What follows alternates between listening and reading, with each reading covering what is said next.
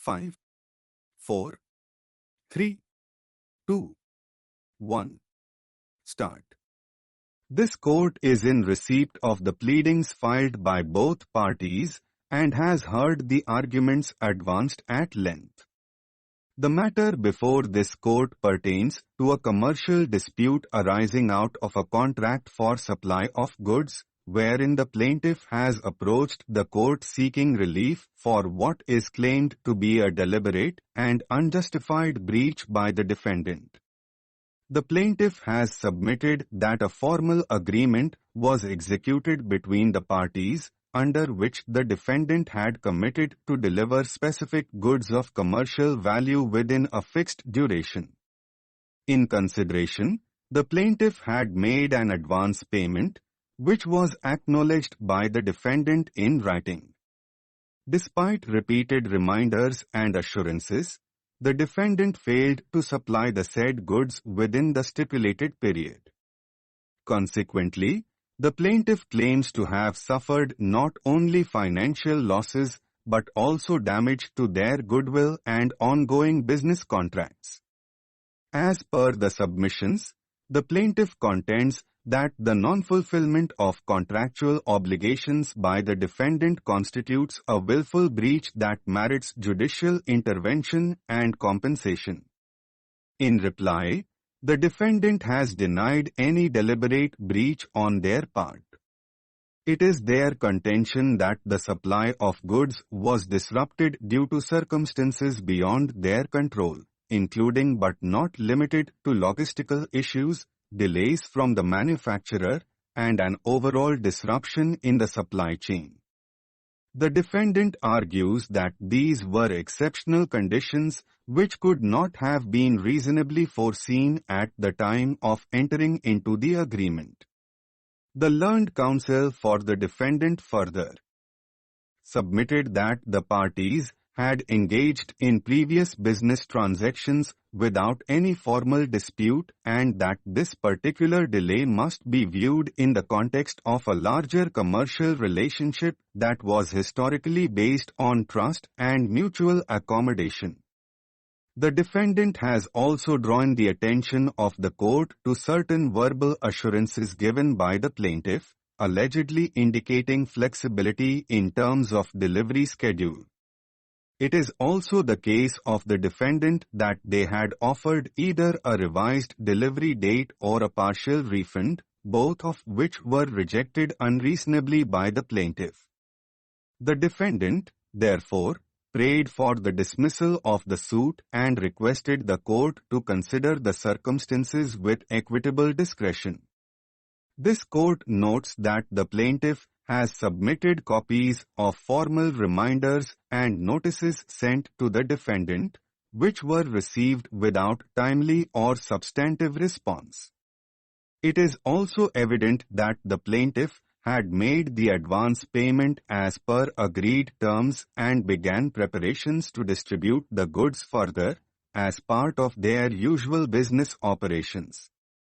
The financial records submitted by the plaintiff indicate that certain transactions were contingent upon the delivery of goods in question, and that the non-fulfillment of this contract had a direct adverse impact on their performance obligations to third parties. The plaintiff has furnished invoices, correspondence, and banking transactions that support their claims of financial loss resulting from the breach.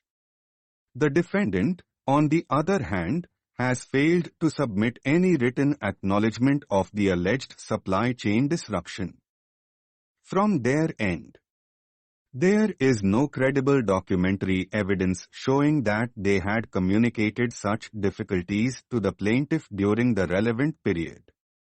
The absence of proof to substantiate these claims weakens the defense significantly. It is a settled principle that when a party alleges impossibility or frustration of contract due to unforeseen events, the burden lies on that party to establish such facts with clarity and documentary support. In this case, the defendant has neither produced records of delayed shipments from manufacturers nor provided any correspondence with transport agencies indicating a breakdown of logistics. Mere oral statements made at a later stage do not constitute sufficient defense against a written and enforceable agreement. Additionally, the willingness to make partial payment or to renegotiate terms, which surfaced only after legal notice was issued, cannot be construed as bona fide resolution unless it is preceded by sincere and timely communication. It is also important to highlight that the plaintiff has shown reasonable conduct by issuing multiple reminders, giving adequate time for the defendant to respond, and initiating legal action only as a last resort.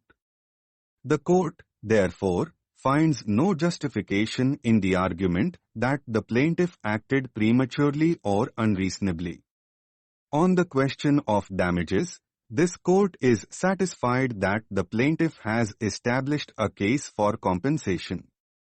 The extent of monetary loss, although partially quantified, can be further determined during execution proceedings. However, the refund of the advance payment is clearly warranted and shall be accompanied by interest at a reasonable rate. From the date of breach until the date of actual payment.